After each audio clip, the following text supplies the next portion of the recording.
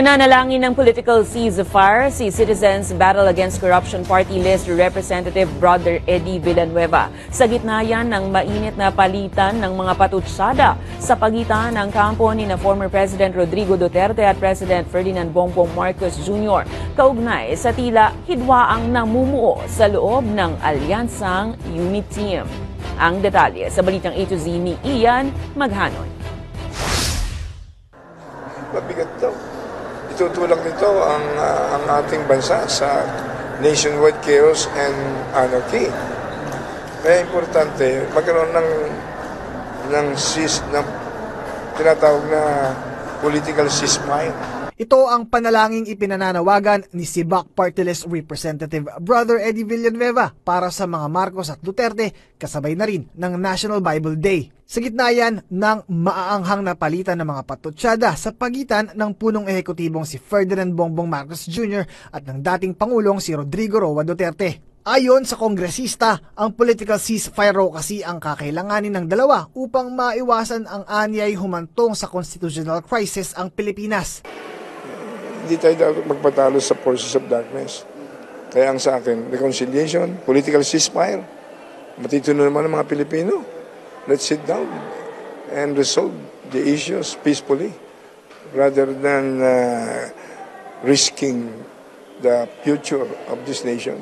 Sa prayer rally kasi ng mga Duterte kahapon sa Davao City, inakusahan ni Digong ang Pangulo na umunay bumabatak ng ilegal na droga. Bagay na kasamang minamata raw noon ni Duterte sa ilalim ng drug watch list. Si Bongbong Marcos bangag noon, ngayong presidente na bangag natin ang presidente. Kayong mga military, alam ninyo yan. Lalo na yung nasa Malacanang. Alam ninyo. The armed forces of the Philippines, alam ninyo.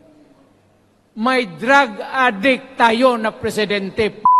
Nang yan. Ang paratang na yan, mariing pinabulaanan ng pinsan ng Pangulong si House Speaker Martin Romualdez. So, unless we have proof na yung mga aligasyon ninyo, kaya't hamon naman ni Romualdez kay Digong. At ilabas mo yung mga prueba kasi alam natin hindi totoo yung mga sinasabi ninyo. Ang pambansang pulisya at Philippine Drug Enforcement Agency naman nag-second demotion at pinabulaanan rin ang mga bintang ni Digong. On the part of the PNP, sir, we have not seen any document or list na nandun po ang pangalan ng ating presidente.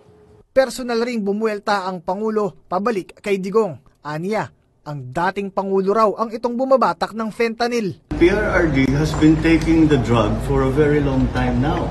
When was the last time he told us that he was taking fentanyl? Mga 5-6 years ago? Something like that. After 5-6 years, it has to affect yung kaya nagkakaganyan. Samantala, ang anak naman ni Digong na si Davao City Mayor Baste Duterte, hinamon si PBBM na kung wala na itong pag-ibig para sa bansa, ay magbitiw na ito sa pwesto. Nilinaw naman ni Vice President Inday Sara Duterte na isang brotherly love ang binitawan ng nakababatang kapatid. Nauunawaan raw niya ang dahilan sa likod ng sinabi ni Baste laban sa Pangulo, pero hindi pa raw niya nakakausap ang kapatid ukol dito. Sa kabilang banda, tila kalmado naman ang relasyon sa pagitan ng Pangulo at ikalawang Pangulo. Kahapon ay dumalo si VP Sara sa Bagong Pilipinas Rally kasama ang Pangulo bago nagtungo sa Davao City para sa isang hiwalay na rally. Habang kanina, bago tumulak ng Vietnam si PBBM, nagkita at nagkausap pa ang dalawa. Para sa Balitang A to Z, Ian Maghanon.